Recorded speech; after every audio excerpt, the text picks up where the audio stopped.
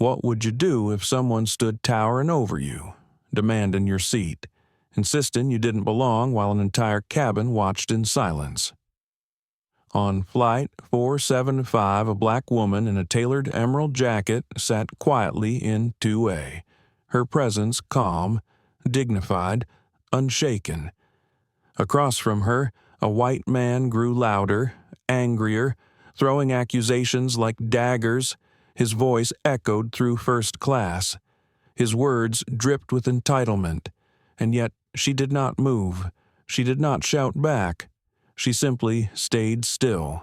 What no one in that cabin realized, at least, not yet, was that this woman was far more than a passenger. She was Dr. Naomi Carter, CEO of one of the most powerful corporations in the aviation industry. And that night, her silence, her truth, would shake not just the flight, but an entire system built on bias. Would you have spoken up, or would you have stayed silent, like so many around her? This is not just a story about a stolen seat. It is about dignity, justice, and the moment one woman turned humiliation into transformation. If this story matters to you, don't forget to like, share, and subscribe so you never miss the moments that make us question and change the world. The cabin lights glowed in muted gold, bathing first class in an atmosphere of practiced serenity, the kind of serenity money could buy. Beyond the curtain, economy passengers shuffled and stowed bags in overhead bins. But up here, in the cocoon of Coastal Air Flight 475 from Chicago to Los Angeles, time seemed to move differently. Glasses of champagne caught reflections like tiny chandeliers. Soft jazz whispered overhead. The hum of the air conditioning blended with the faint rattle of ice in crystal tumblers. Seat 2A was already occupied. Dr. Naomi Carter, 45 years old, adjusted the lapel of her emerald green jacket and let her shoulders sink against the cool leather. She had flown more times than she could count across continents, through storms, in middle seats wedged between strangers. But first class always carried its own strange tension. It was not about comfort. Comfort had never been Naomi's goal. It was about the way people looked at her when she sat here, as if her presence required explanation. She was the type of woman whose very existence seemed to unsettle expectations. A black woman with diamond-cut poise, the CEO of Horizon Tech Global, a firm that threaded its influence through both finance and aviation. But no one in this cabin knew her story. To them, she was simply a passenger, solitary in 2A, with a leather-bound notebook open on her lap. Her pen scratched softly as she jotted a reminder about an upcoming board meeting in Los Angeles. She preferred handwriting her thoughts before transferring them into the sterile glow of a laptop. The words carried weight when written in ink, like decisions carved into permanence. She underlined a phrase, "Respect is not optional," and let the pen rest between her fingers. Around her, the cabin filled slowly. A young couple whispered in 2C and 2D, pressing their heads together to share earbuds.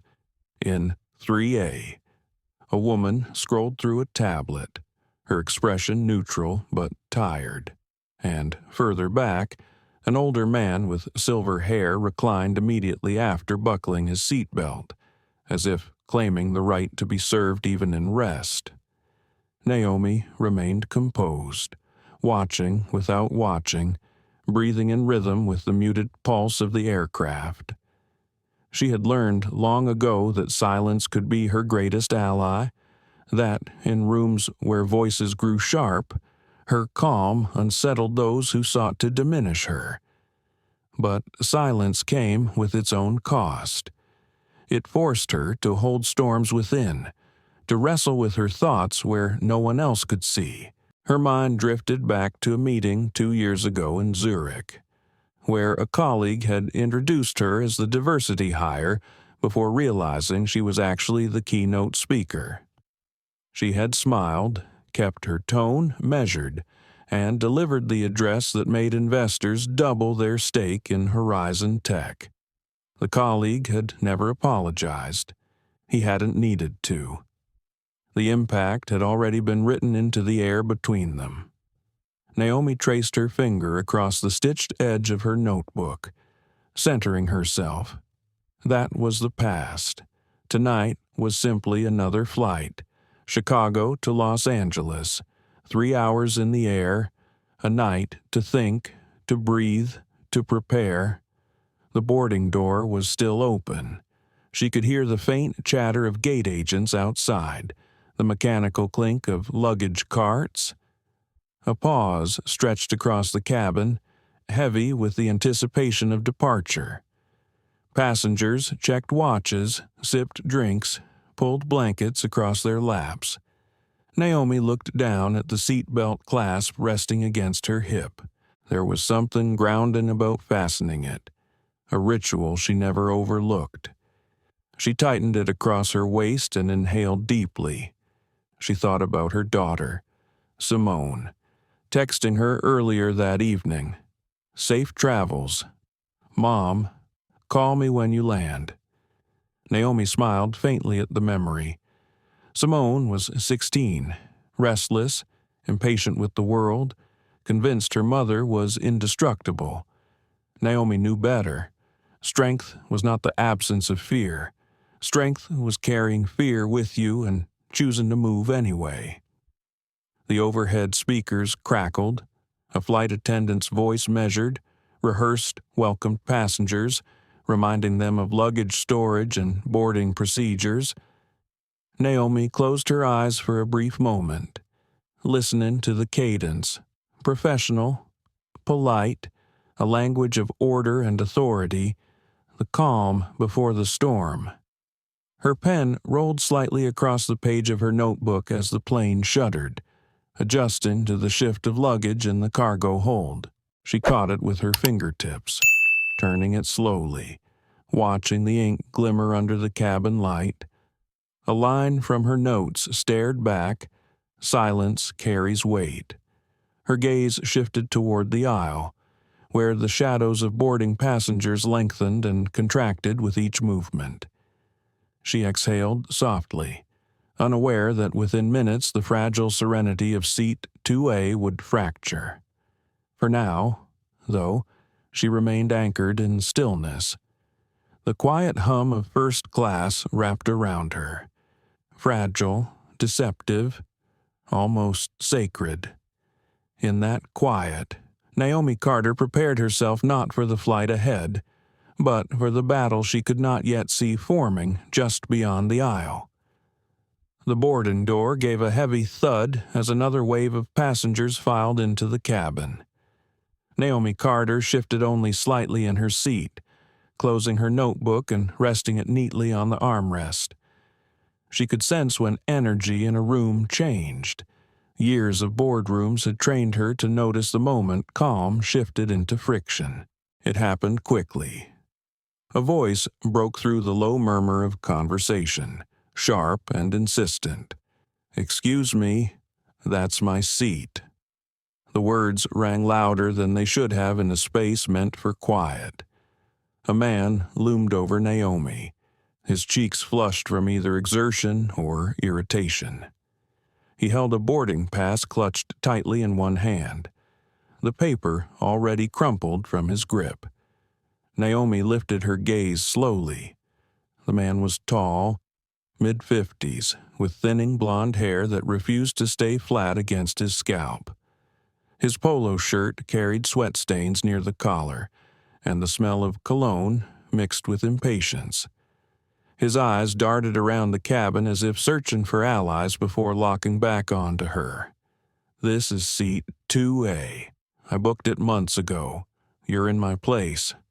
The hum of the cabin dulled, conversations tapered off. The couple in 2C leaned back slightly, pretending not to listen, but their eyes betrayed them. The veteran in 4C, Henry Walker shifted in his seat, arms crossing over his chest. His jaw tightened. Naomi said nothing. Her hands remained resting on her notebook, fingers relaxed. She had been here before, though never in this exact way. Confrontations had a rhythm. They often began with disbelief, escalated to entitlement, and sometimes, if unchecked, boiled over into insult. The man's voice rose.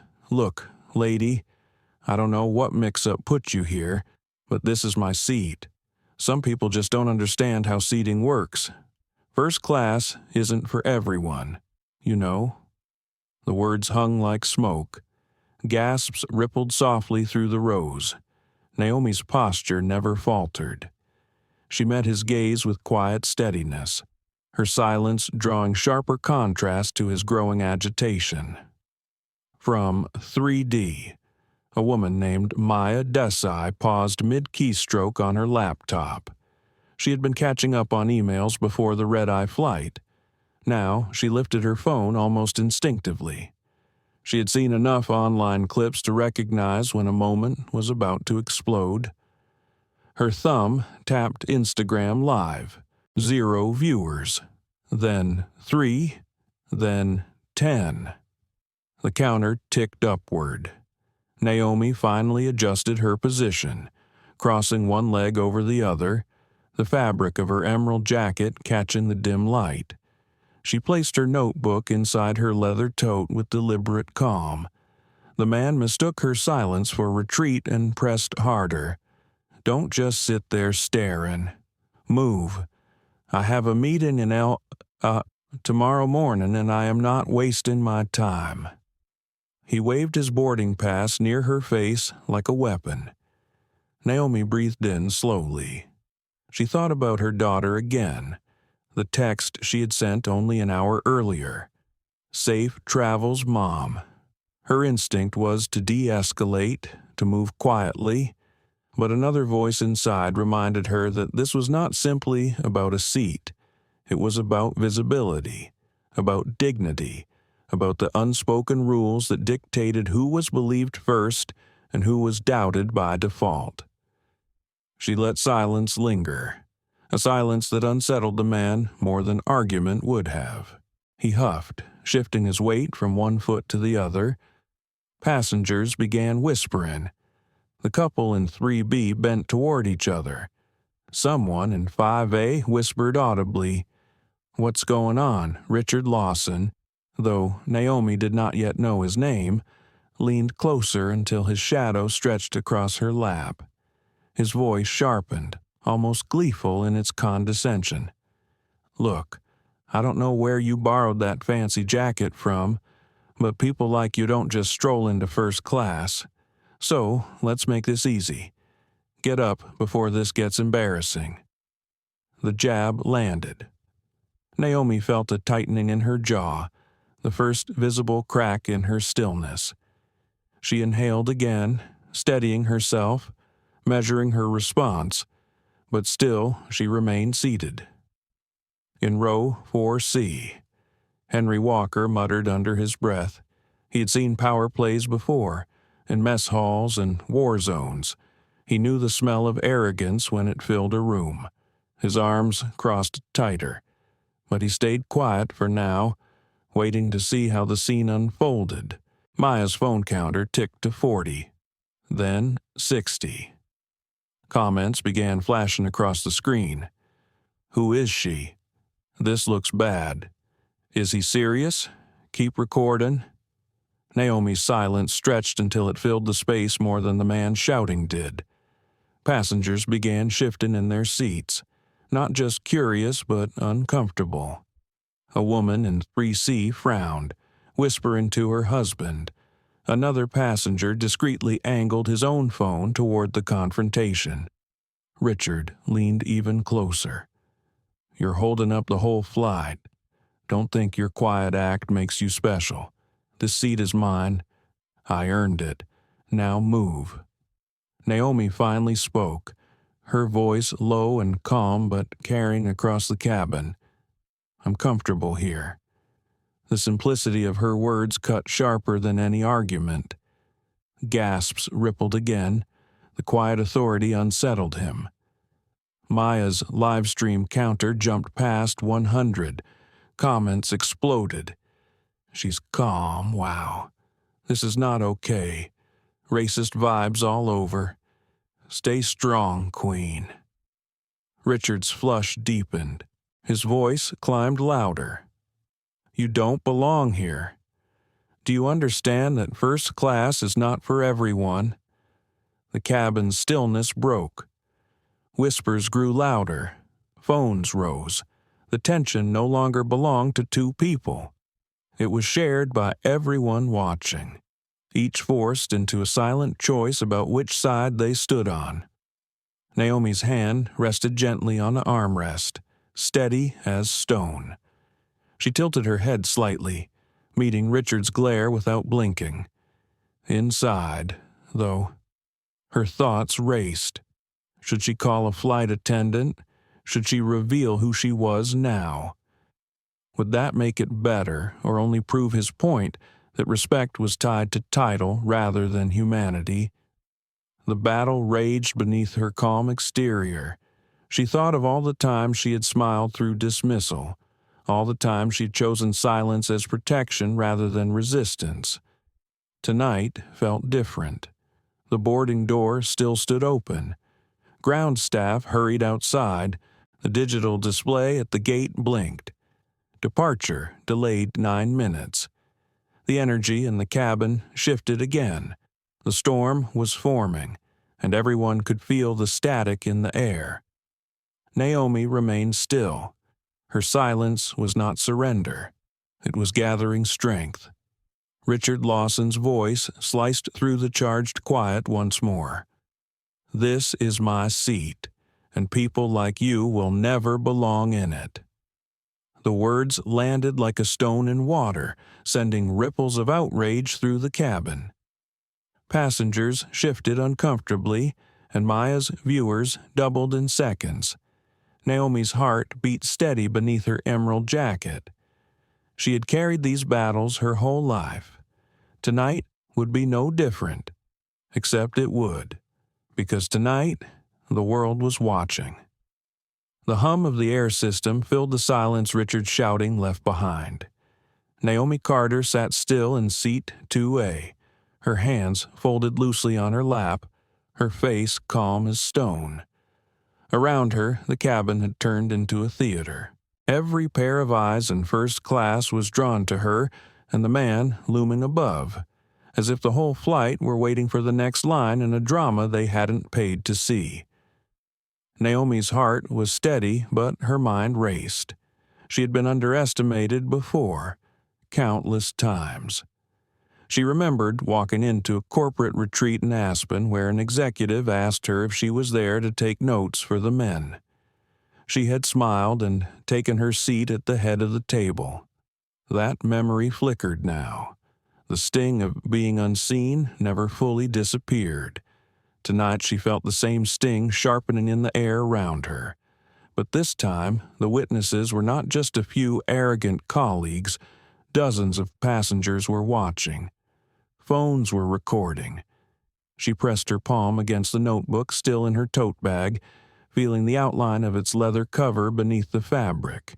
Her instinct told her to stay quiet a moment longer. Silence was not absence. It was presence, amplified. She wanted the weight of this man's words to linger where everyone could hear their ugliness. Richard Lawson hovered, shifting impatiently, eyes narrowing at her lack of reaction. He thrived on obedience, on the quick compliance of people who moved when he barked. Naomi's stillness frustrated him, but more than that, it unsettled him. From row 3D, Maya Desai kept her phone steady. Her live stream counter rolled upward. 150 viewers, 200. Comments scrolled so quickly she barely read them, but she caught phrases. She's so composed. This feels racist. He said people like you don't belong. Keep filming. Naomi finally lifted her eyes fully to meet Richard's. She did not speak. The silence stretched, taut and unyielding. Richard cleared his throat and barked louder, trying to reclaim dominance.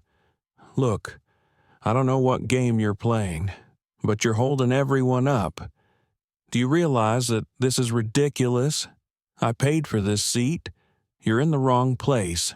The retired Navy veteran in 4C shifted forward, arms uncrossing. His name was Henry Walker. He'd kept quiet through many things in life, but something about the way this man's voice filled the cabin made his jaw lock tighter. He glanced at Naomi, then at Richard, and then back again, weighing whether to speak. Not yet. Not until the line was crossed further. Naomi's thoughts churned. She imagined what Simone would say if she could see this. Her daughter would beg her to record, to stand up, to fight back. Simone had fire in her, the kind Naomi admired but also feared. Naomi herself had built her strength in quieter ways. She had learned that a steady voice could cut sharper than a scream. She inhaled and held her stillness like a shield. Richard leaned closer, his shadow fallen across her. His words dripped with irritation. "You're wasting my time, and everyone else's.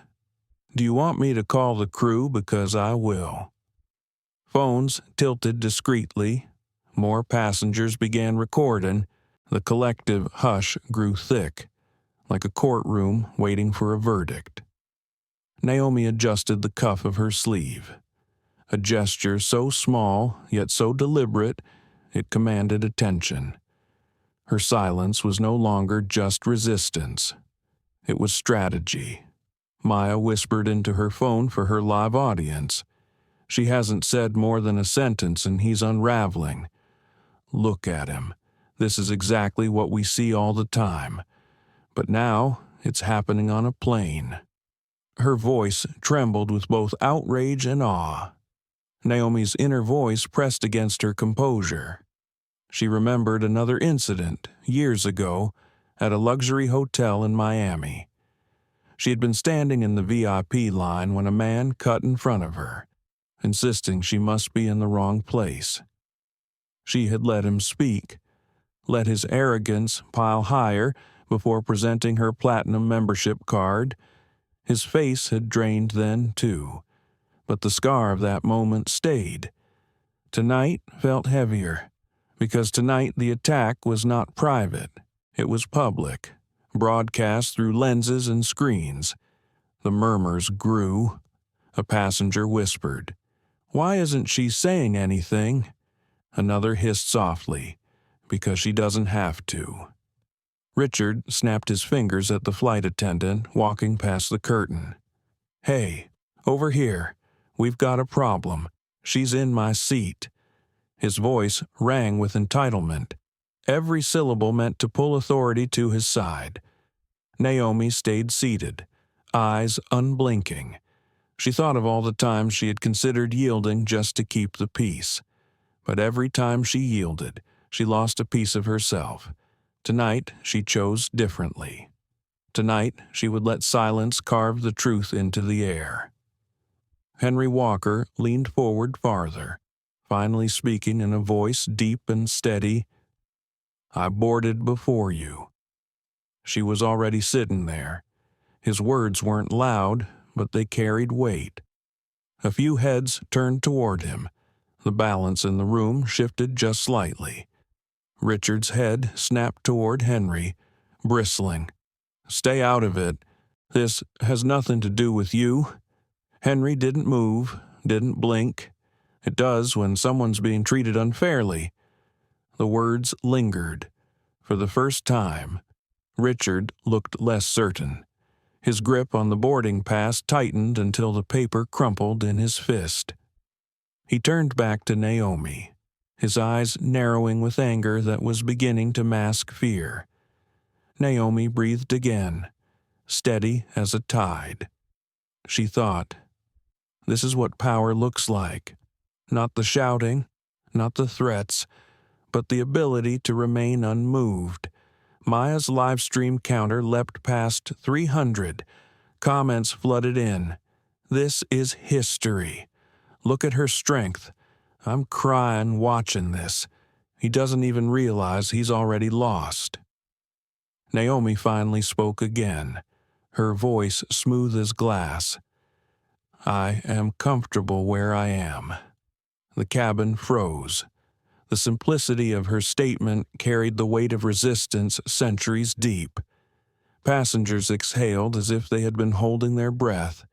The contrast between her calm and his bluster grew undeniable. Richard sputtered, voice climbing, "This is absurd. You can't just sit there like you own the place." Naomi's eyes held his. For a flicker of a second he faltered. Then, louder, angrier, he repeated himself, "You can't just sit there like you own the place." Her silence after that was deafening. Phones captured every second, and the world beyond the cabin, watching through Amaya's screen, was already taking sides.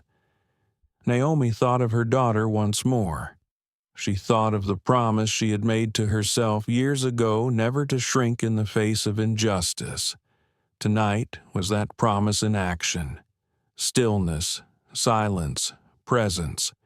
That was her stand. The curtain at the front swished open.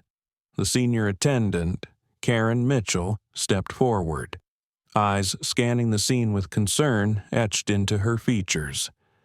Naomi did not move. Richard straightened, seizing the opportunity. Finally, "Can you tell this woman to move? She's in my seat and holding up the entire flight." Karen hesitated, her gaze flicking from Richard's red face to Naomi's composed one. The cabin held its breath, waiting for her judgment. Naomi rested her hands on the armrest, spine straight, eyes steady. She had spoken only a few words, but the atmosphere of Flight 475 was already transformed. Her silence had become the center of gravity. Karen Mitchell stepped fully into the aisle, her uniform neat, her smile rehearsed but strained. She had worked as a senior flight attendant for more than 20 years, long enough to know when tension threatened to derail a flight before it left the ground. Still, the sight before her unsettled her more than she wanted to admit. Richard Lawson stood flushed and bristling over seat 2A, his voice loud enough to carry to row 6. Dr. Naomi Carter sat in the seat, calm as ever, her back straight, her gaze level. Around them, the cabin buzzed with whispers and the muted glow of phones discreetly recording. Karen forced her voice into professional calm. "Sir, ma'am, is there a seating issue here?" Richard jumped at the chance to seize authority. "Yes, there is. She's in my seat. I've been patient long enough. This is supposed to be mine, and I don't have time for this nonsense." He shoved the crumpled boarding pass toward Karen, the paper trembling in his grip. Karen glanced at it quickly. 2A. She looked down at Naomi. "Ma'am, could I see your boarding pass as well?" Naomi did not rush. She reached into her tote, retrieved her ticket, and extended it with deliberate grace. Karen scanned it. The letters were clear. 2A. For a brief moment, Karen's brow furrowed, uncertainty flickering in her eyes. "Ma'am, this does show 2A, she said, her tone cautious. Richard barked immediately, leaning closer. "That's impossible. She must have taken someone else's. Look at her. She doesn't belong here. You've got to sort this out." The words were sharp enough to cut through the polite facade of the cabin. Several passengers gasped audibly. Henry Walker in 4C shook his head, his patience fraying. Maya Desai's phone counter ticked past 400, comments flooding faster than she could read. Unbelievable. He said she doesn't belong here. This is racism in plain sight. Naomi slid the boarding pass back into her bag with quiet precision. She did not look at Richard, only at Karen. Her calmness seemed to press against the attendant's wavering authority. Karen swallowed. She had seen passengers argue over seats before, but this felt different. Still, her instincts leaned toward resolving the conflict quickly, even if it meant asking the quieter party to step aside. Years of experience had conditioned her to placate the loudest voice first.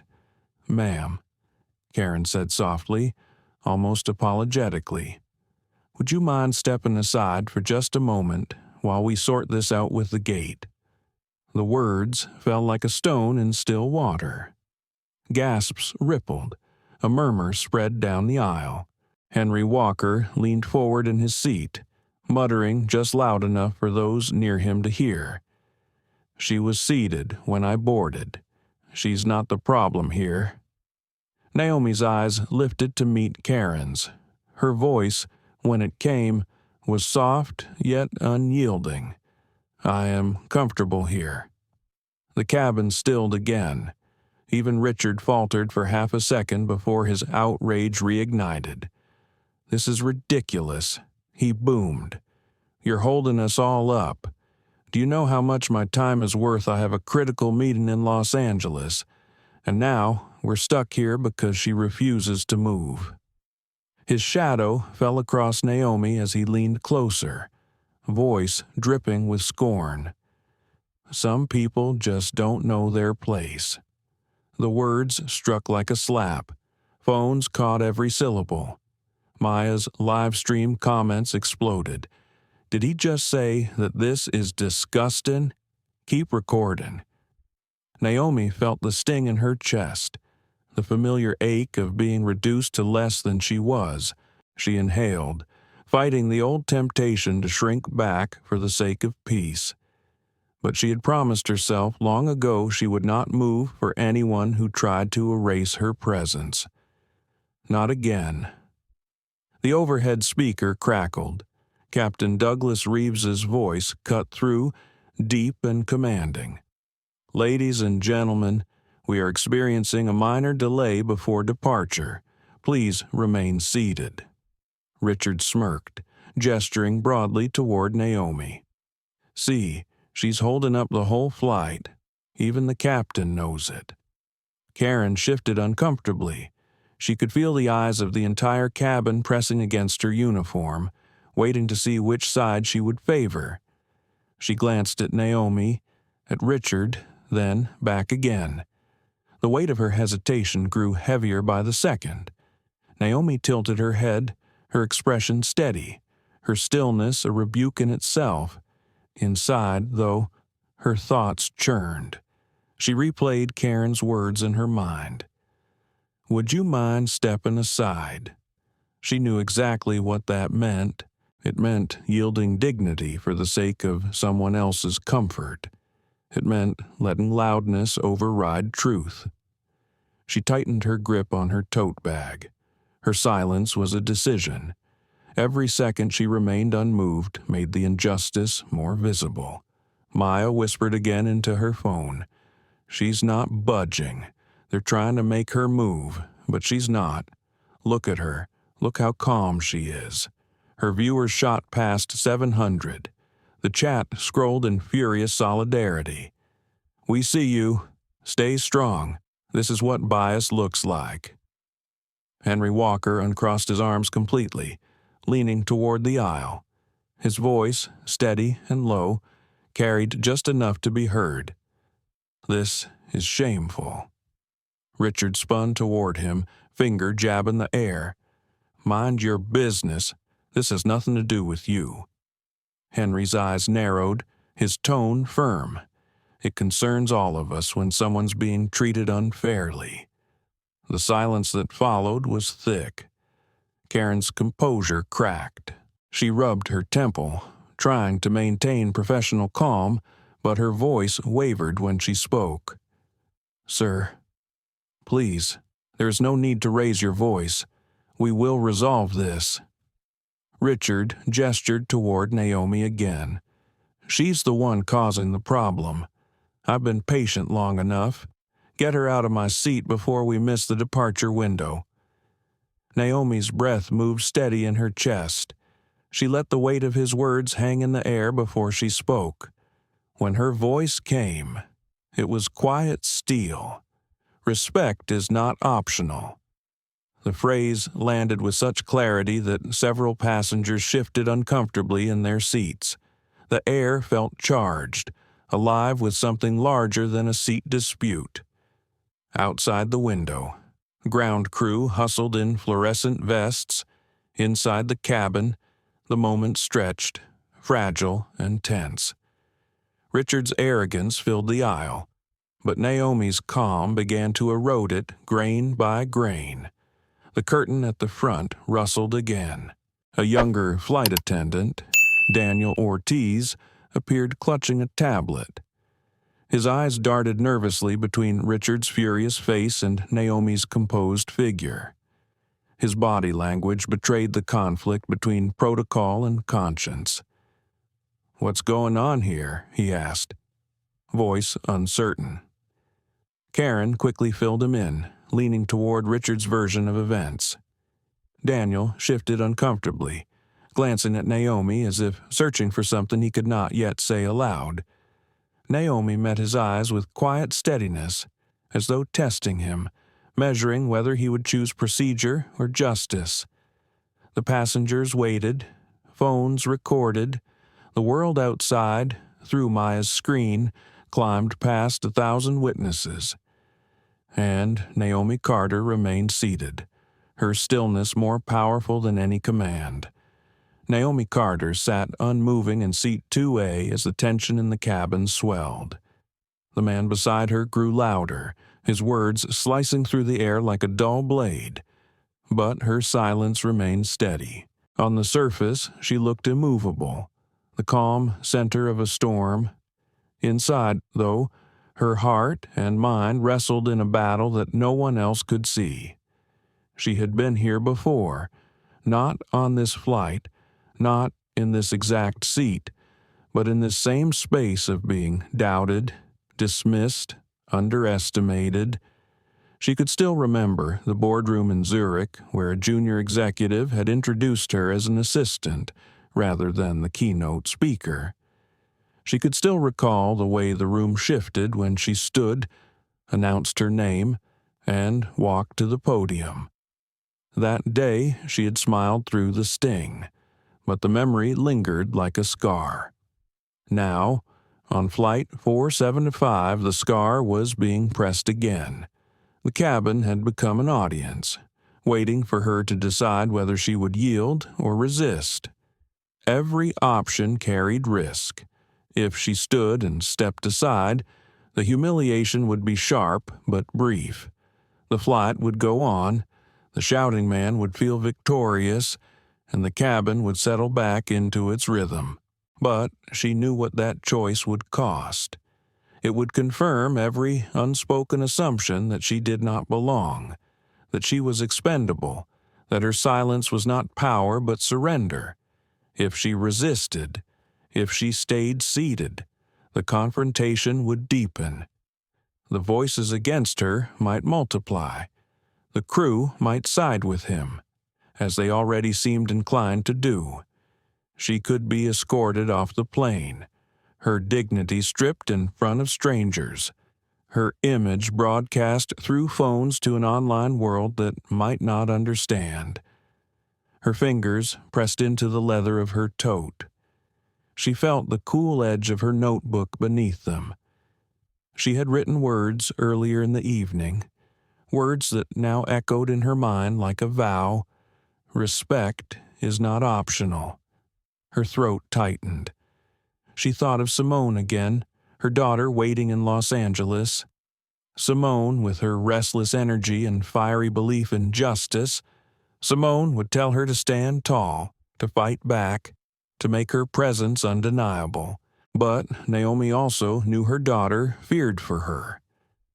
She remembered the night Simone had cried after a teacher accused her of cheating simply because her answers were too precise. Naomi had held her close and whispered, "Sometimes the world doubts us before we even speak, but that doubt is not truth. You carry truth in who you are." Naomi breathed in deeply. Tonight was not only her battle, tonight was for Simone too.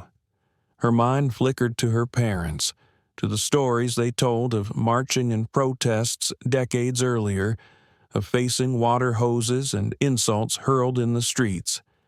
They had taught her to walk with dignity, to hold her head high, to never let another person's ignorance dictate her worth.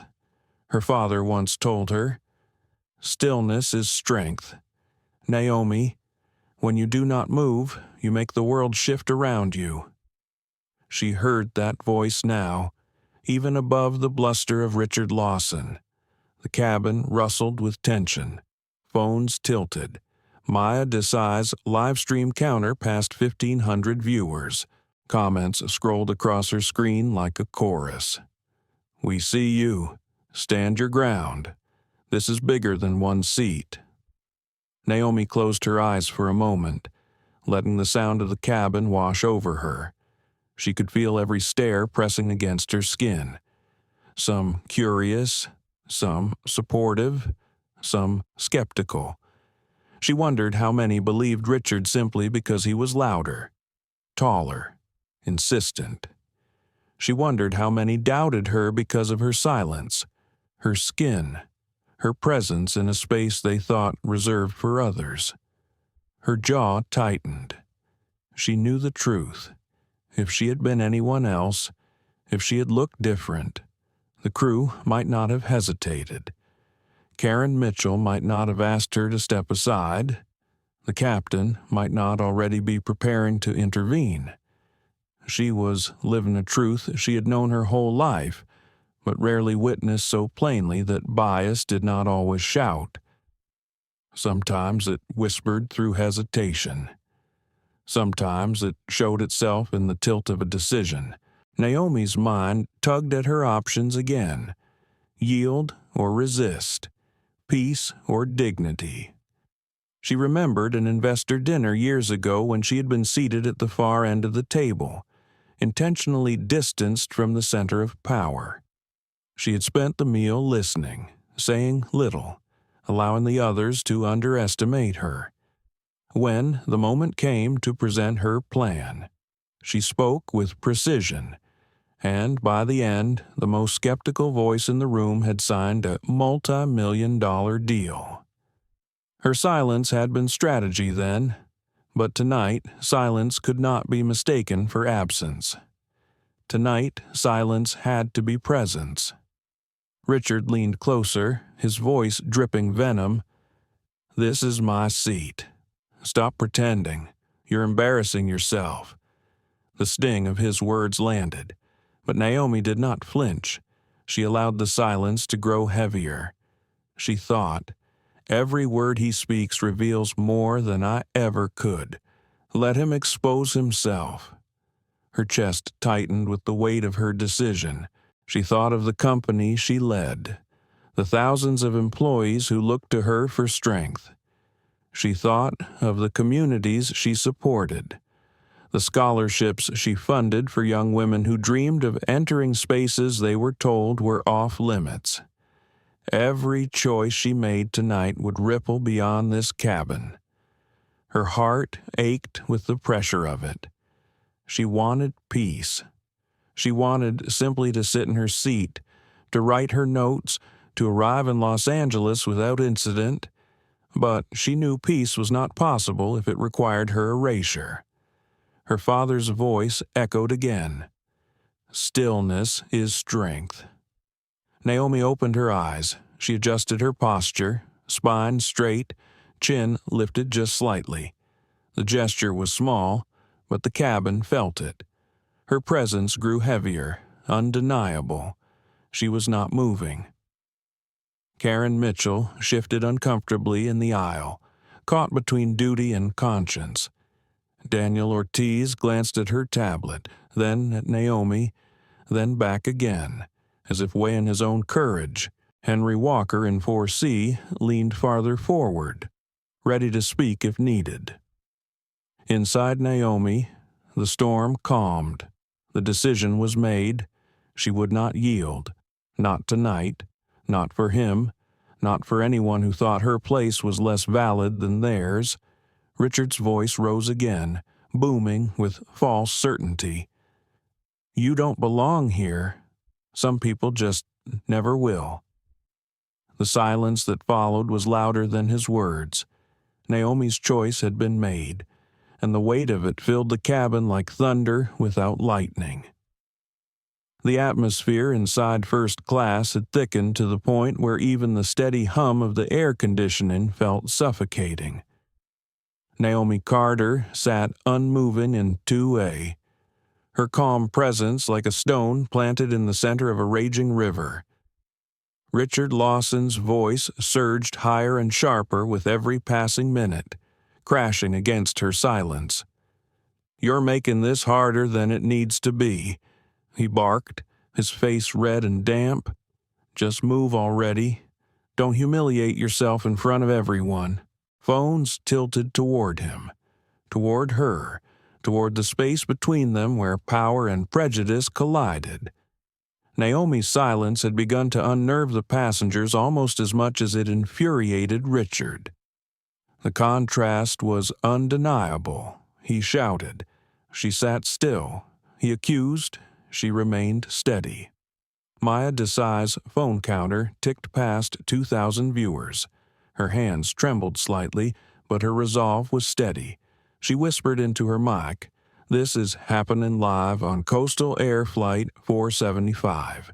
He keeps saying she doesn't belong here, but she has her ticket. Everyone heard it. Everyone saw it. Comments scrolled in a blur. He's digging his own grave.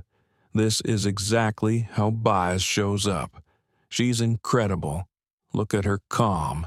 Karen Mitchell tried again, her voice weary, almost pleading.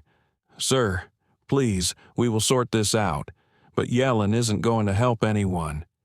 Richard pointed directly at Naomi, his finger trembling with fury. "She is the reason we're delayed. She's sitting in my seat, and I will not be shoved aside for someone who doesn't even belong in this cabin. Enough is enough." The words spilled with venom. Passengers shifted uncomfortably. The couple in 3C exchanged looks of disbelief. A young man in 5A whispered angrily, "That's disgusting." The collective mood shifted from curiosity to discomfort, then to outrage. Naomi's jaw tightened just slightly. Inside her chest, her heart beat steady but heavy. She wanted to speak, to strike back, but she remembered her promise to herself, let silence expose what words could not. She adjusted the lapel of her jacket with deliberate calm, her emerald sleeve catching the dim light. Henry Walker, in 4C, leaned forward, his voice carrying with quiet authority. "I saw her sitting there when I boarded. She's not the one causing trouble." His tone was firm, the kind of tone that came from decades of command. Richard snapped his glare toward him. "Stay out of this. This isn't your concern." Henry's reply was calm but sharp. "It becomes my concern when a passenger is harassed." The tension rippled. The line between right and wrong was becoming clearer, but Richard seemed blind to it. He turned back to Naomi, leaning in so close his shadow spilled across her lap. "Do you understand how much my time is worth? I have a critical meeting tomorrow morning. I don't have the patience for this nonsense. People like you are holding everyone back." The words struck the cabin like a blow. Several passengers gasped. Phones captured the moment. Maya's live stream counter surged again, crossing 3,000. Her chat filled with fury. He said, "People like you, this is racism in real time. Keep filming. Don't stop." Naomi inhaled slowly. Inside, her thoughts burned. She remembered every meeting, every event, every quiet room where she had been asked to justify her place. She remembered Simone's tears after being doubted at school, the ache of knowing her daughter would face the same battles. She remembered her father's words, "Stillness is strength." So she remained still, her eyes meeting Richard's with quiet defiance. Karen rubbed her temple, torn between protocol and conscience. Daniel Ortiz stood frozen near the aisle, his tablet clutched to his chest. His eyes darted between Naomi and Richard, his conscience pressing against the weight of procedure. The overhead curtain swished again. This time it was not another attendant, it was the captain himself. Captain Douglas Reeves strode down the aisle with the kind of presence that drew silence in his wake. His uniform was crisp, his expression stern, his patience already thin from the delay. He stopped beside Karen, his eyes scanning the tense scene before him. Richard stood tall, sweat glistening on his forehead. Naomi sat calm and composed, her tote resting neatly by her side. "What's happening here?" the captain demanded, his voice low but commanding. Karen hurried to summarize. "Seat dispute, Captain. Both claim 2A." Her words, though neutral on the surface, carried an almost imperceptible tilt toward Richard, as if years of habit pulled her to side with the louder voice. The captain's gaze lingered on Richard, then on Naomi. He studied her stillness, her quiet posture, then returned his attention to Richard's fury. Something in his face hardened, but his words carried the weight of bias dressed as authority. "Ma'am," he said, addressing Naomi with a forced politeness, "I'll need you to step off the plane while we sort this out at the gate." Gasps broke through the cabin. Even Karen blinked in surprise at the bluntness. Richard's smirk spread wide, satisfaction spilling from the corners of his mouth. Finally, he thought, victory. Naomi's chest tightened. Inside, a storm raged. She had expected this. She had seen it coming from the moment Karen asked her to step aside. She knew how authority worked when bias leaned its hand, but hearing it spoken aloud, being asked to leave her rightful place while the man who insulted her stood tall with smug relief, it stung in a way she could not easily describe. Passengers murmured, some with outrage, others with disbelief. Henry Walker's jaw clenched tighter, his hand gripping the armrest as if to stop himself from standing. Maya whispered into her phone, her voice trembling with fury. "They're asking her to leave. She has the right seat. Everyone knows it, but they're siding with him anyway. This is bias on full display." Naomi's silence deepened, her choice pressing against her chest like armor. She rose slowly, every movement deliberate, graceful, undeniable. Her emerald jacket caught the low cabin light as she reached for her tote. She did not step into the aisle. She stood firm, her presence commanding the space. Maya's live stream counter shot higher, 5,000, then 6. Comments flooded. "Don't let them push her out. This is history unfolding. She's standing, but she's not moving." Richard chuckled smugly. "Finally, maybe now we can leave. I told you she didn't belong here." His arrogance spilled over the aisle like a stench. Naomi's lips curved into the faintest smile. Not the smile of surrender, but the smile of someone who knew the balance was about to shift. She adjusted her tote in her hand, her eyes steady on the captain. The silence in the cabin grew unbearable, heavy as stone. Every passenger, every phone, every screen waited for her next move.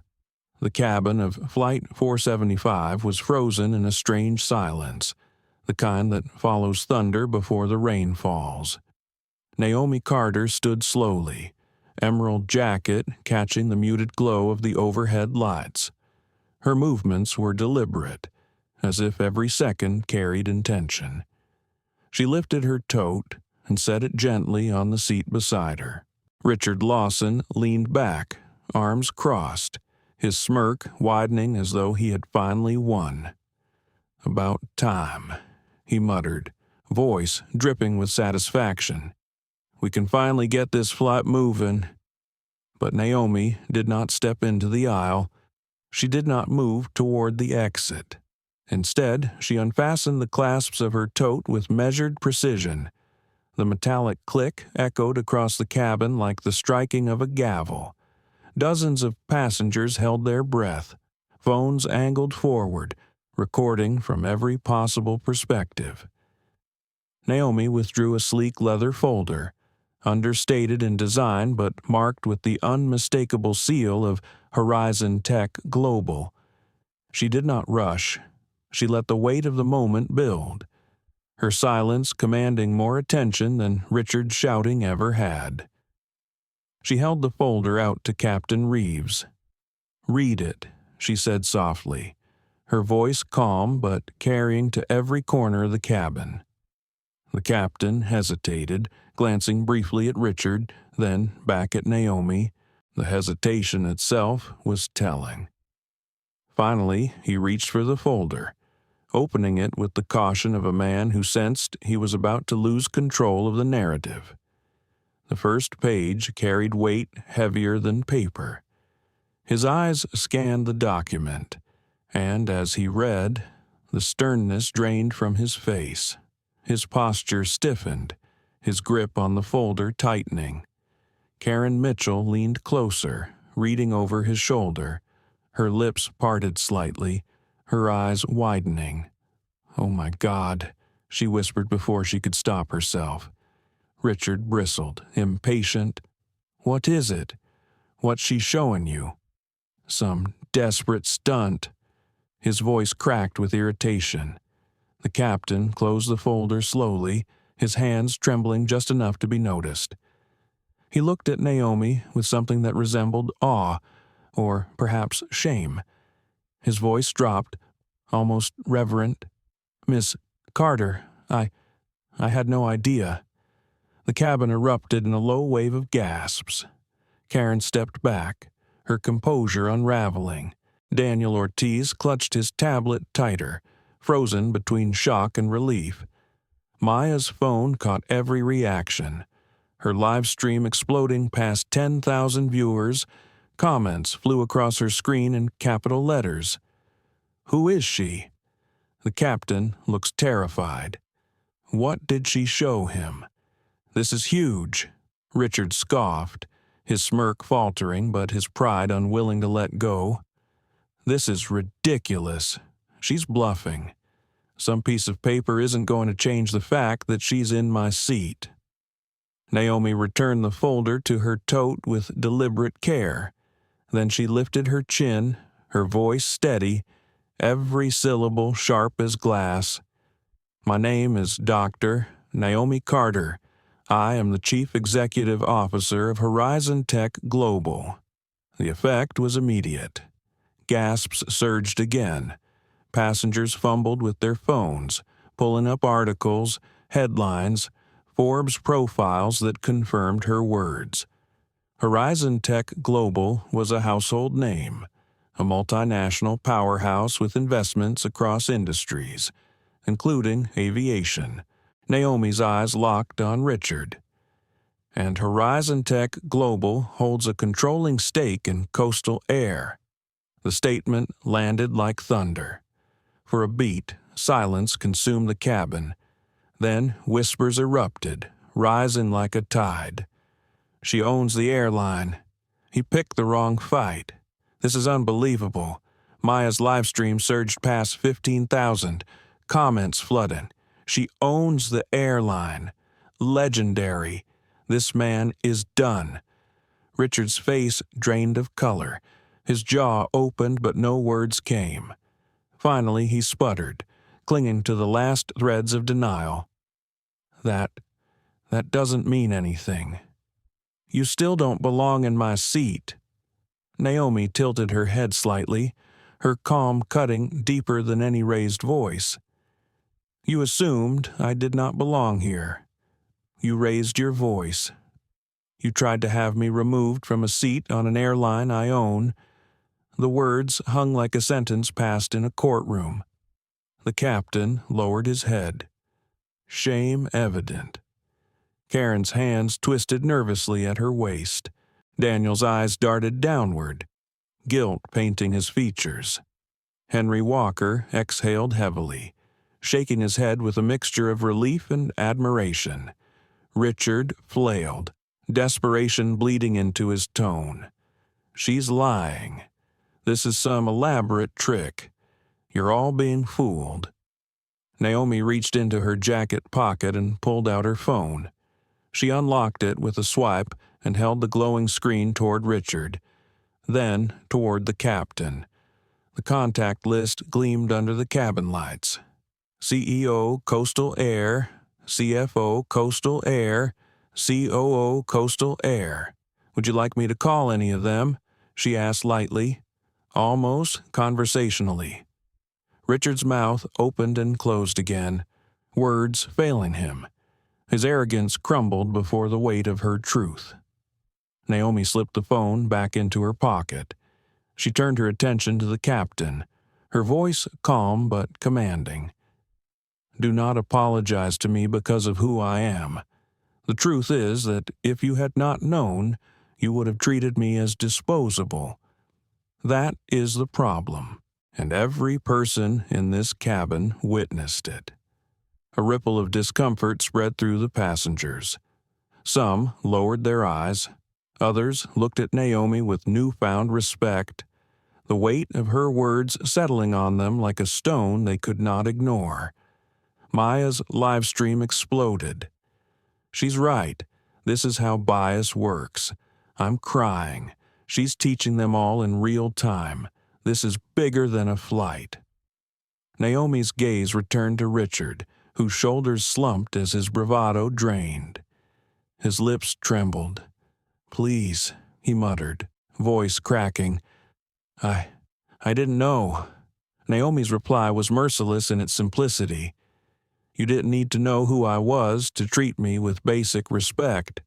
The cabin was silent. Phones recorded. The truth had been spoken, and there was no unhearing it. Naomi lowered herself back into 2A with deliberate grace, crossing her legs and opening her notebook as though reclaiming her space was as effortless as turning a page. She wrote a single word in the margin, consequence. Around her, the cabin shifted. What had begun as a shouting match over a seat had transformed into a reckoning. Every passenger felt it. The weight of what they had seen could not be undone. And Richard Lawson sat pale and broken, a man undone not by force, but by truth. The air in the cabin felt electrified.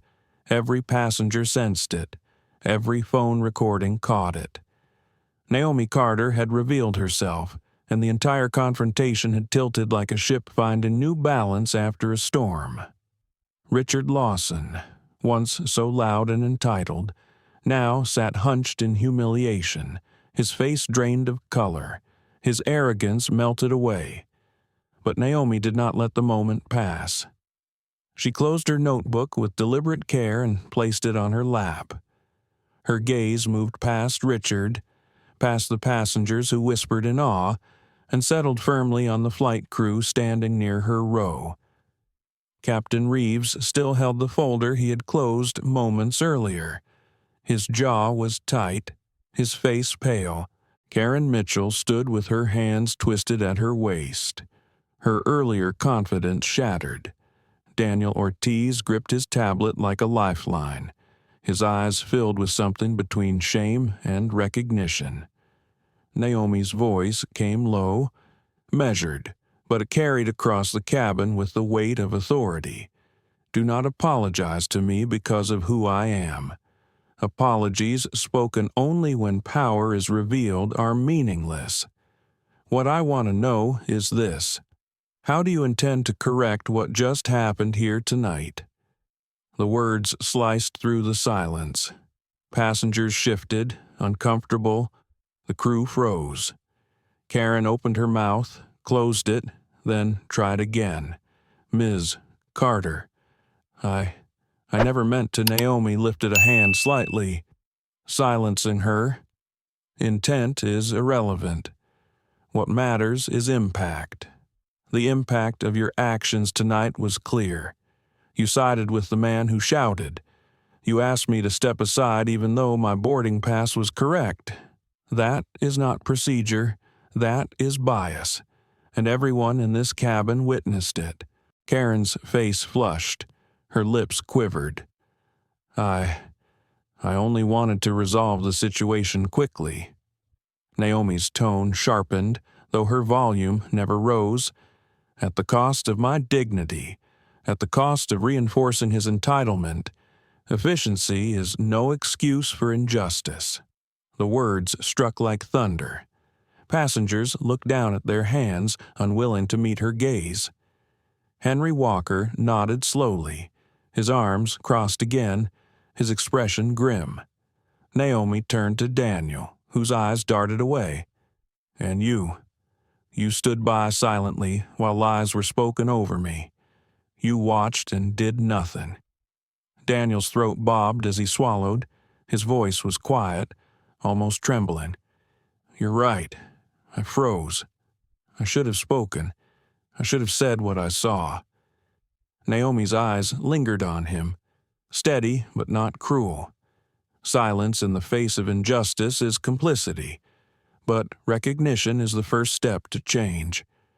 Do not forget what you felt tonight. Use it.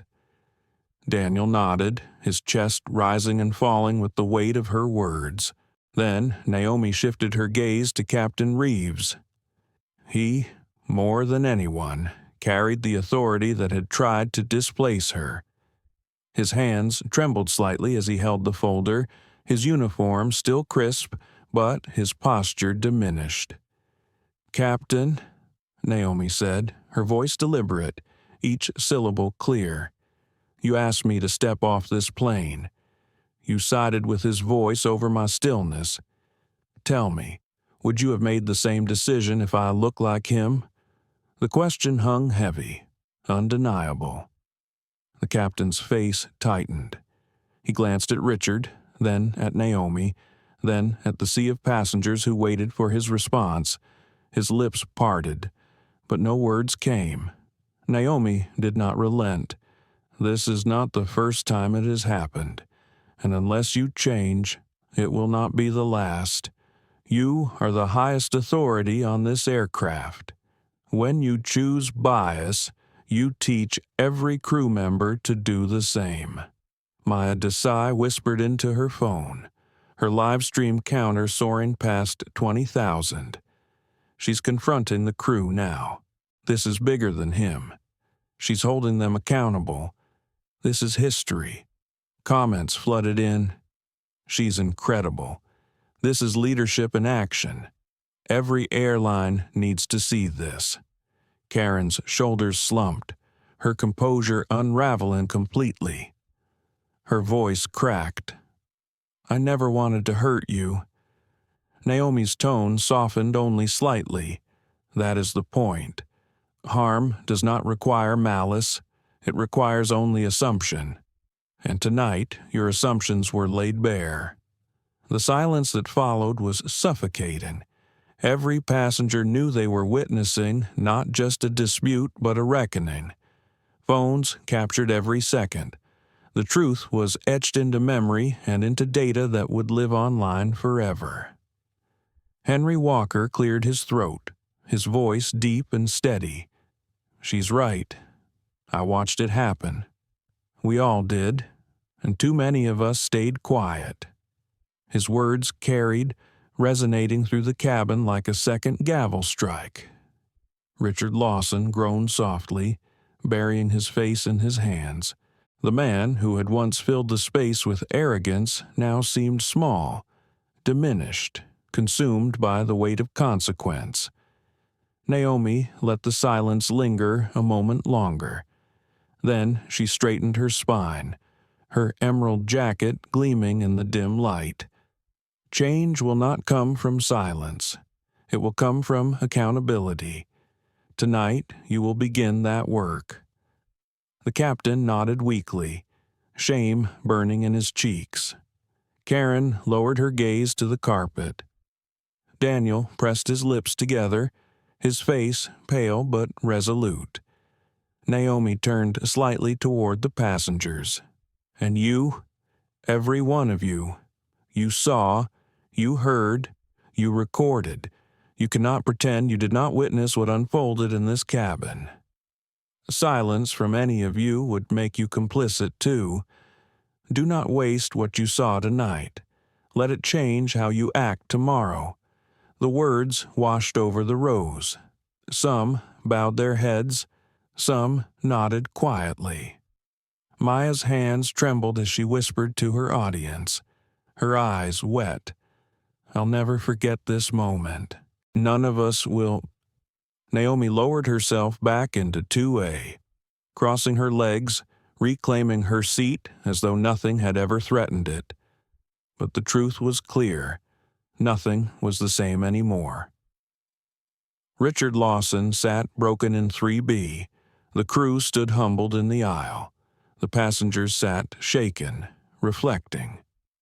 And Naomi Carter, with stillness and truth, had transformed a cabin into a courtroom, and a confrontation into a lesson that would echo far beyond this flight. Richard Lawson sat slumped in his seat, his once bright arrogance drained into pale defeat. The smirk that had curled his lips earlier was gone. His hands shook slightly as he rubbed his forehead, sweat clinging to his temples. The man who had once filled the cabin with his voice now looked like a figure shrinking under his own shadow. Naomi Carter leaned slightly toward him, her posture still composed, her voice low but sharp enough to reach every ear in the cabin. You assumed that, because of my skin, my place here was less valid than yours. You weaponized your voice, your size, your entitlement. You tried to erase me. You created chaos in this cabin. You delayed this flight, and you did it all because you could not imagine that I belonged. Richard's lips parted as though he wanted to speak, but the words caught in his throat. He glanced around, searching for allies in the rows around him, but found only eyes staring back, cold or condemning. No one would save him now. Naomi's gaze never wavered. Tell me, Mr. Lawson, what gave you the right to believe you owned this space more than I did? Richard swallowed hard. I thought, I didn't know who you were. His voice cracked, thin and desperate. Naomi's reply came with the calm precision of a scalpel. That is exactly the point. You should not need to know who I am to treat me with basic respect. You saw only what you wanted to see. You judged me not by the ticket in my hand, but by the color of my skin. And tonight, the entire world has seen it too. Phones tilted closer. Maya Desai's live stream surged past 30,000 viewers. Comments scrolled furiously. She's dismantling him piece by piece. This is justice in real time. He has no defense. Richard's hands trembled as he tried again. Please, I didn't mean. I just thought. Naomi interrupted smoothly, her voice carrying more weight than any outburst could. You meant every word you said. You told me I didn't belong. You told me to move. You mocked my place in this seat. That is not a mistake. That is who you are when you believe no one is watching. The words landed heavy, each syllable a mirror he could not look away from. Henry Walker leaned forward in 4C, his deep voice cutting into the silence. "She's right. We all heard you. You can't walk that back now." His tone carried the authority of a man who had seen men like Richard fall before. Richard's shoulders sagged further. His voice dropped to a whisper. "Please, I can't lose everything over this." Naomi's eyes narrowed, not with cruelty, but with the weight of justice. "You were willing to make me lose everything, my dignity, my voice, my place, simply because you assumed I did not belong. And now that you fear losing your reputation, your comfort, your career, you want mercy. That is privilege. And tonight, it ends." The passengers shifted, the truth of her words cutting deeper than Richard's pleas.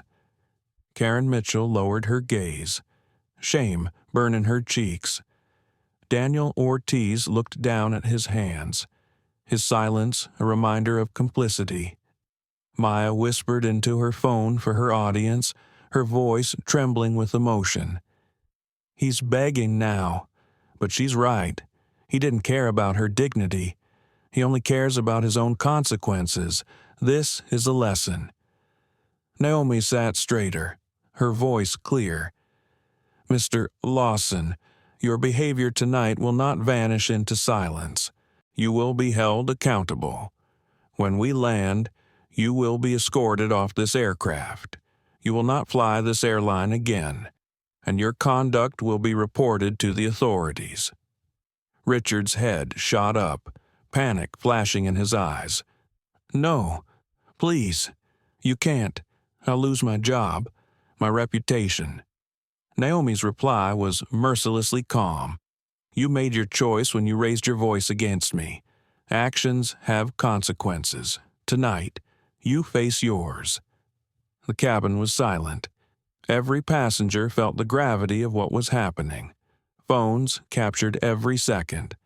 Maya's live-stream comments poured in like a flood. "This is accountability. He's being banned live on camera.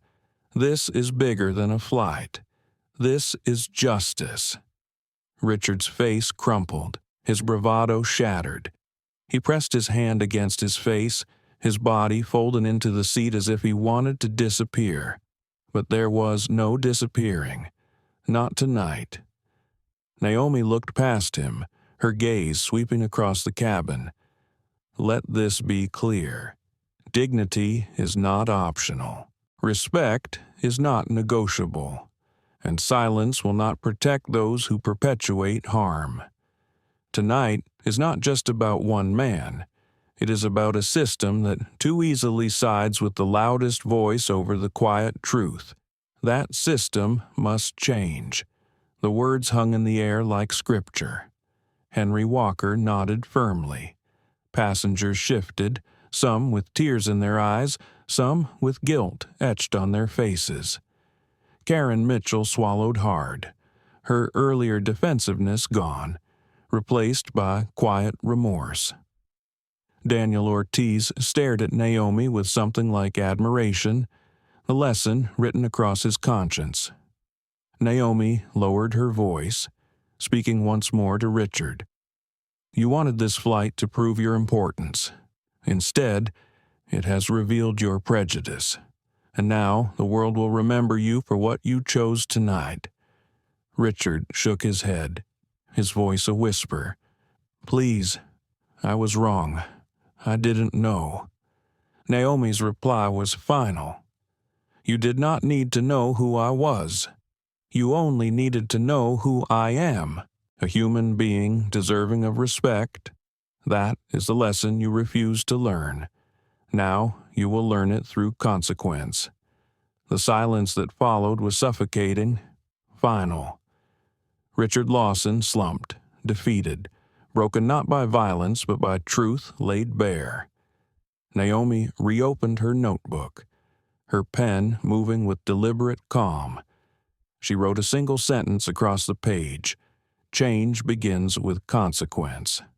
The cameras caught it, the passengers felt it, and the world outside, watching through 1,000 screens, understood that the moment had shifted. Richard Lawson had tried to erase her. Instead, he had erased himself. The cabin of Flight 475 was no longer just a compartment of travelers.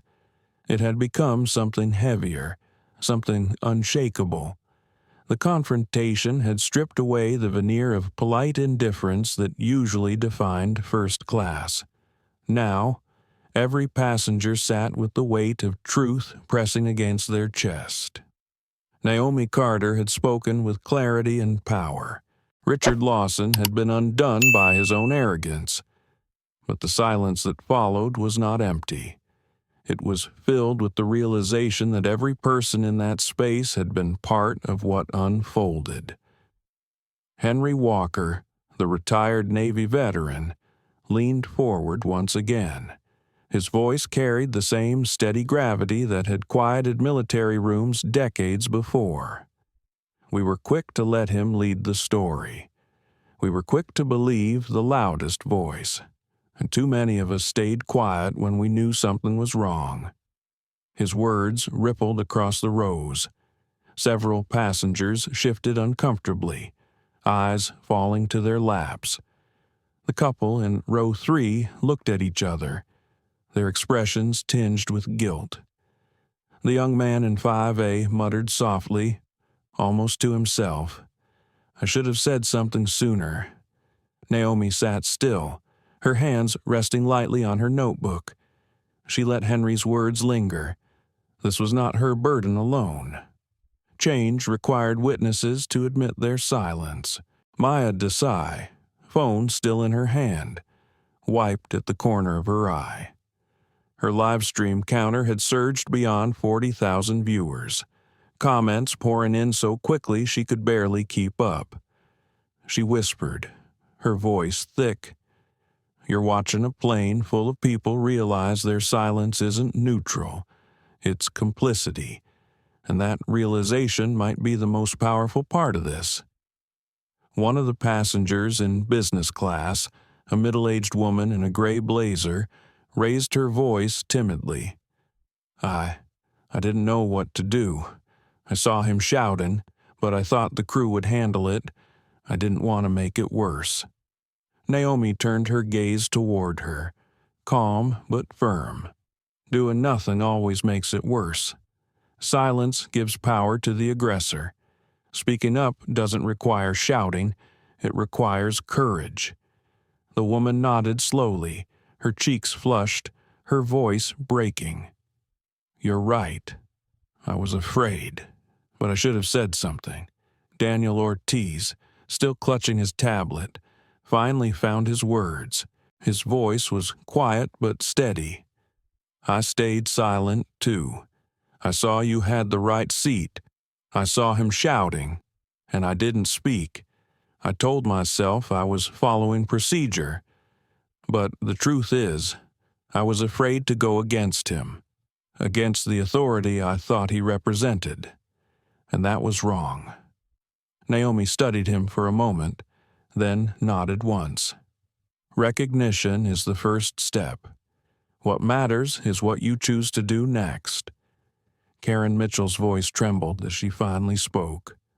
"I have worked in first class for 2 decades, and I realize now how often I have leaned toward passengers like him without questioning why. Tonight, I let instinct choose sides, and that instinct was built on bias. I am ashamed of that."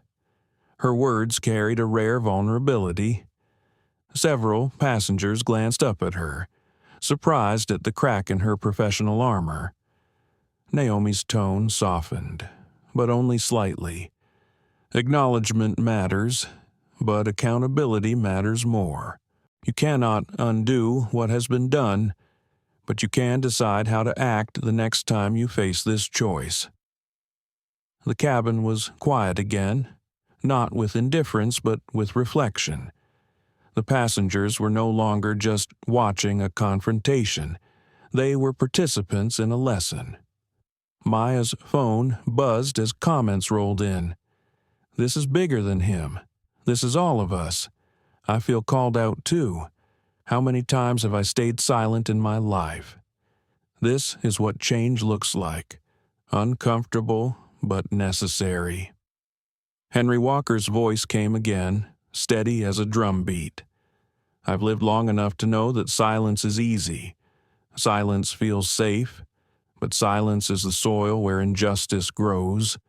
Tonight, I saw myself stay quiet for too long, and that cannot happen again.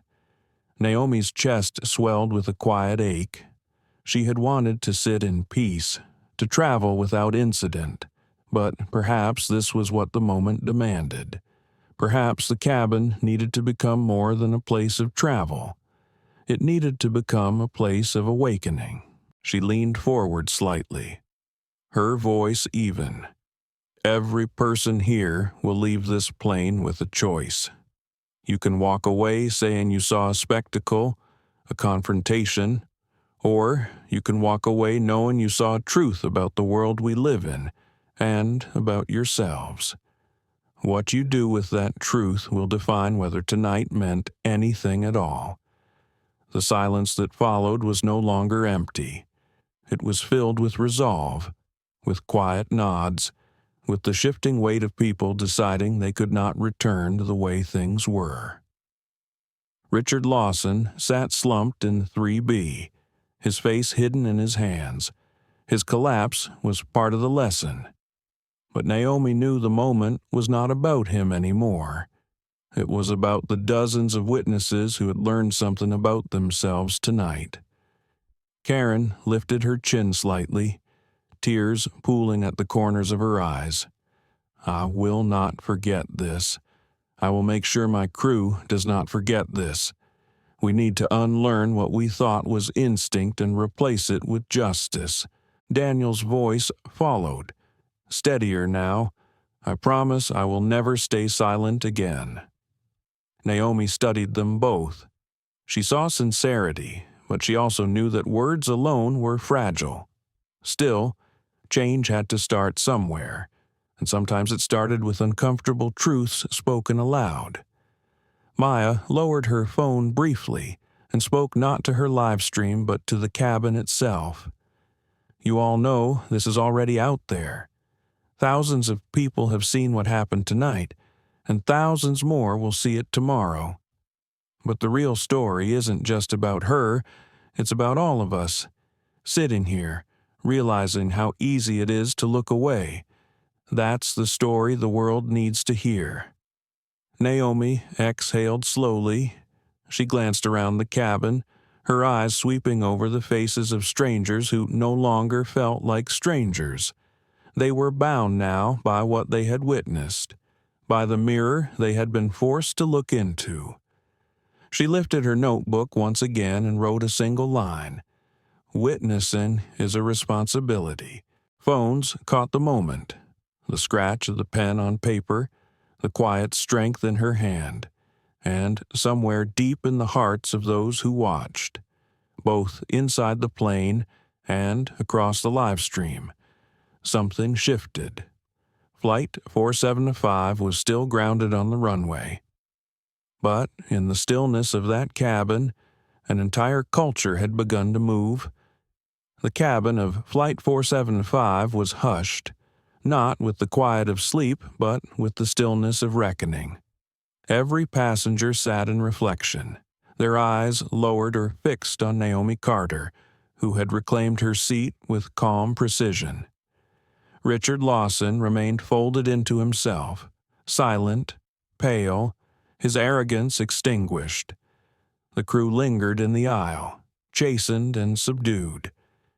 Naomi let the silence stretch for another breath, then another, before she spoke again. Her voice was calm, clear, steady as a line of steel. This is not the end of what has happened tonight. Apologies spoken in the moment are easy, but accountability requires more. And that is what I expect from every one of you. Captain Douglas Reeves stood straighter, though his shoulders sagged under the weight of her words.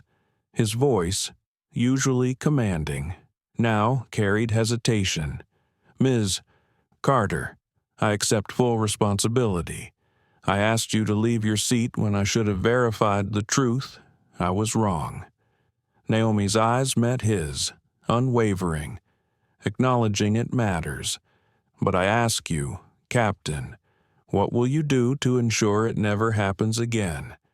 What will you do so that the next black woman sitting quietly in her seat is not treated as disposable?" The captain's mouth tightened. He swallowed, then nodded slowly. "We will implement changes, training, retraining. I will bring this to the airline immediately. You have my word." Naomi tilted her head slightly, her voice measured. "Words spoken to me mean little. Words spoken to your leadership team, to your crew, to every passenger you serve, those are the words that matter. You must decide what this night will mean." Karen Mitchell's face was flushed, her eyes glistening. "I will not forget this," she said quietly. "I see now how instinct guided me, and how instinct was wrong. I will challenge those instincts from this day forward, and I will not let another passenger face what you faced tonight without my voice beside them." Daniel Ortiz nodded beside her. "Me too. Tonight I froze. Next time I will not, I promise you that." Naomi regarded them both, her expression even. "Do not promise me. Promise yourselves. Promise the people who will come after me, the ones who may not have a platform or a title or the weight of an audience watching. Protect them even when the world is not recording." The words landed like stone in water, rippling outward. Several passengers shifted in their seats, nodding quietly. One by one, voices began to speak. A woman in business class raised her hand slightly, as though asking permission. "I teach at a university. I tell my students to speak up. But tonight I stayed silent until it was safe. That will not happen again. I owe it to them and to myself to be braver than I was tonight." A man in 5A leaned forward, his voice thick. "I thought it wasn't my place, but watching you stand firm, it showed me silence isn't neutral. It sides with the aggressor. I will carry that lesson." Naomi listened, her expression softening as each voice joined the chorus. This was not vindication. This was transformation in progress. Maya Desai lowered her phone for a moment and spoke aloud to the cabin instead of her audience. "Thousands of people are watching this right now. They've seen the shouting, they've seen the silence, and they've seen you face it with dignity. But what matters is not just what they saw. It's what they'll do tomorrow when they're faced with their own choice. That's how this moment will live on." Naomi's eyes warmed slightly as she looked at Maya. "Bearing witness is a responsibility. You chose to use your voice when others did not. That choice matters." Richard Lawson groaned softly, his voice muffled by the hand still pressed against his face. "Please, I can't lose everything." Naomi turned her gaze back to him, steady but not cruel. "You already lost what mattered most the moment you opened your mouth. You lost your integrity, you lost your dignity, and no one can return those to you but yourself. But make no mistake, you will face the consequences of what you did here." The captain cleared his throat, nodding. "Mr. Lawson will be escorted from this aircraft upon landing. A report will be filed. His behavior will not be tolerated on coastal air again." Richard's shoulders collapsed further, his hands trembling. No one offered him sympathy. Naomi leaned back slightly, her voice dropping to a near whisper but carrying with piercing clarity. "Justice is not about revenge. It is about change. Tonight, change began in this cabin. Let it not end here. The words settled over the passengers like a final verdict.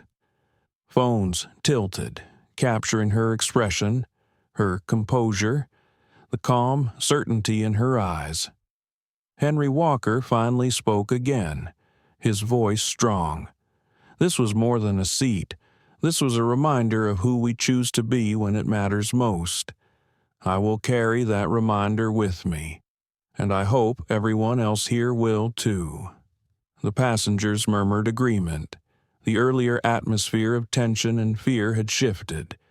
It was still heavy, but heavy with meaning, with purpose, with a resolve that had not been there before. Naomi lifted her notebook one final time and wrote another line. Respect must become the default, not the exception. She underlined the words once, slowly, as though etching them into the future. Maya raised her phone again, whispering into the mic. This is the line that will stay with me. Respect must become the default, not the exception. Her comment section erupted with affirmation. Thousands of viewers echoing the sentence like a mantra. Naomi closed the notebook gently, her fingers resting on its cover. She exhaled, long and slow, the weight of the night pressing against her shoulders but not crushing her. She knew this was only the beginning. The true work would come after, in boardrooms, in training sessions, in quiet interactions unseen by any camera. But tonight had lit a fire. Tonight had revealed truth. And truth, once revealed, could not be hidden again. The captain stepped back, his voice subdued. We will prepare for departure. Thank you for your patience. But the words felt hollow, as though he too knew that patience was not the story of the night. Justice was. The passengers settled back into their seats, though none returned to the comfortable detachment they had carried before. Something irreversible had happened. They were no longer just travelers. They were witnesses, and witnesses bore responsibility. Naomi closed her eyes briefly, her father's voice echoing once more in her mind. Stillness is strength. She had been still, and the world had shifted around her, as the engines hummed a life and the plane prepared to leave the ground. The cabin carried with it not only passengers but the weight of a truth too heavy to forget. Months later, the story of Flight 475 was no longer just a viral clip on social media. It had become a catalyst. It lived in headlines, in boardrooms, in training manuals, and in the quiet reflections of those who had been there that night. The cabin confrontation had grown into something larger than the flight itself. It had become a movement. At Horizon Tech Global's headquarters, Naomi Carter stepped through the glass atrium with her usual unshakable calm. Her emerald jacket was replaced today with a tailored navy suit, her heels clicking steadily against the polished floor. The walls were adorned with posters from the company's latest initiative, launched in partnership with Coastal Air. The slogan was simple but powerful: dignity in flight. Inside the boardroom, executives gathered around a long mahogany table as the Vice President of Diversity and Inclusion, Carmen Ruiz, presented the quarterly report. Since the launch of Dignity in Flight, discrimination-related complaints have dropped by 75%, Carmen explained, her voice steady with pride. Passenger satisfaction scores are at their highest in a decade, and our employee retraining program has reached 99% completion. Naomi flipped through the printed report, but barely needed the numbers. She had seen the change herself. She had boarded flights unannounced, watching how crew members treated passengers differently now, how instincts once rooted in bias were slowly being replaced with awareness and accountability. And beyond Coastal, Carmen added, Other airlines are following suit: Delta, American, United, even smaller regional carriers. They're adapting their own versions of our training program. Some cite us as their model. We are influencing an entire industry. A low murmur of agreement spread around the table. Naomi nodded once, her voice calm but commanding. Change is not measured in press releases. It is measured in culture. Tonight's numbers are promising. But the real test is whether passengers feel dignity as the default, not as an exception. We will continue until that is reality. The executives nodded, scribbling notes, though most simply watched her with quiet respect. She had become not just a leader, but a symbol. After the meeting, Naomi walked to the wide windows overlooking the airport runways. Jets rumbled into the sky, disappearing into the horizon. Each plane carried not just passengers, but stories, intersections of lives and choices. Somewhere, she thought, another confrontation might already be unfolding, unseen, unrecorded. But perhaps the seeds planted that night on Flight 475 had shifted the soil of what was possible. Beyond the corporate halls, the ripple effects were even more striking. Maya Desai had turned her live stream into something larger than she could have imagined. What began as a spontaneous broadcast from her phone had grown into a platform dedicated to documenting injustice and amplifying stories of courage. With millions of followers, she traveled the country speaking about the responsibility of witnesses, teaching others that silence was never neutral. When interviewed, she often credited Naomi, but Naomi knew Maya's courage had always been her own. That night had simply unlocked it. Henry Walker, the retired veteran, had returned home with a fire rekindled. He spoke at community gatherings, at veteran organizations, about the importance of speaking up even in ordinary spaces. I sat in silence too long that night. He would say, "I thought it wasn't my fight." But the truth is, justice is always our fight. His words carried weight, especially among those who respected his service. Even Richard Lawson's life had been irrevocably changed. His name was dragged through headlines. His face circulated across millions of screens. His career in finance crumbled. At first, he hid in bitterness, railing against what he called cancel culture, but slowly, painfully, stripped of excuses, he began to face the truth.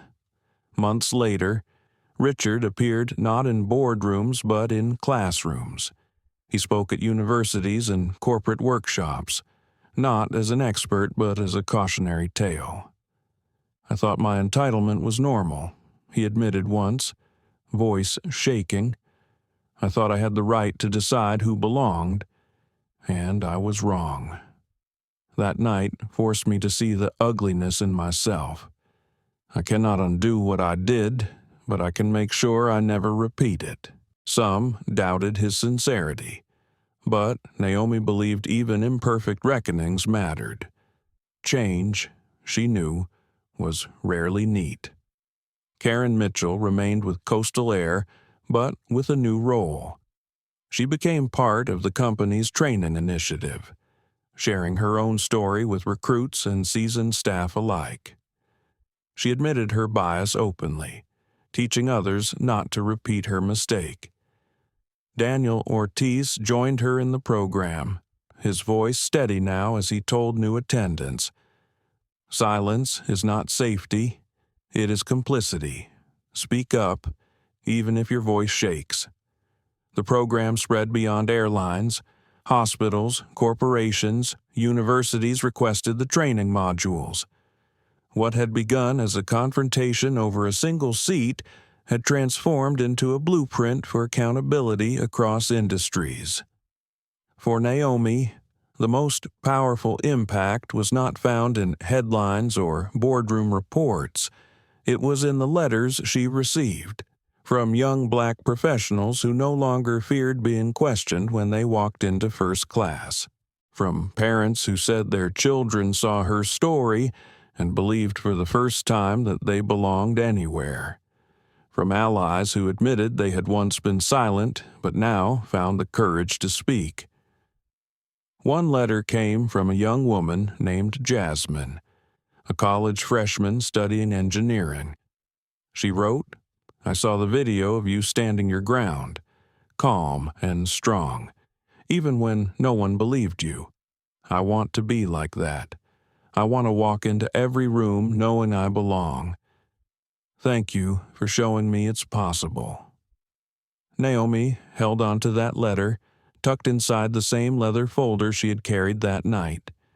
She reread it whenever the weight of leadership pressed too heavily on her shoulders. Standing at the window overlooking the runways, she let herself smile faintly. Flight 475 had been delayed that night, but in truth, it had carried something further than any destination. It had carried a lesson into the world, a reminder that silence could never be an option, that dignity was a right, not a privilege. Her father's voice echoed once more in her memory. Stillness is strength. She had lived that lesson, and because she had, countless others now carried it too. Outside, a jet roared into the clouds, climbing higher, stronger, steadier. Naomi watched it disappear into the blue, her reflection mirrored in the glass. She knew the work was not finished. It never would be. But she also knew that one night, one confrontation, one refusal to be erased, had shifted the ground beneath an entire industry, and that was only the beginning. The cabin of Flight 475 eventually soared into the sky, but something far greater had already taken flight. What began as a moment of arrogance and prejudice became a lesson etched into the hearts of every witness, both inside the plane and across millions of screens. Dr. Naomi Carter did more than reclaim her seat. She revealed a truth too often hidden, that silence enables injustice, that respect cannot be optional, and that dignity belongs to everyone. Her strength was not in shouting, but in refusing to be erased. And because of her, an industry and countless lives were changed. But this story is not only hers. It belongs to every passenger who watched, every crew member who faltered, every witness who found their courage too late, and to us, listening now. It asks us a simple question when the next moment comes. Will we stay silent, or will we choose to speak? Remember, this discrimination thrives in silence, but justice grows in voices joined together. If this story moved you, let it not end here. Like, share, and subscribe to our channel. Join us as we continue to tell the stories that demand not just our attention, but our action.